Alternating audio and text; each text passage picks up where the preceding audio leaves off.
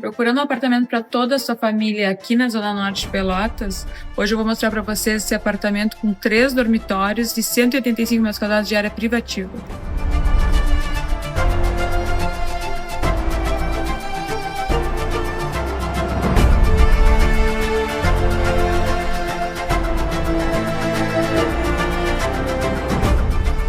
O apartamento possui 3 sacadas, uma no dormitório coberta, a outra na suíte e a terceira na sala de estar, que também conta com lareira.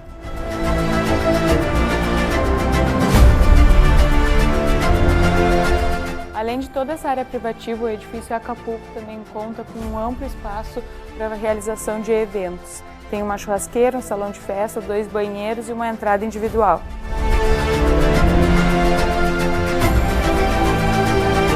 Gostou dessa oportunidade a uma quadra do Dom Joaquim?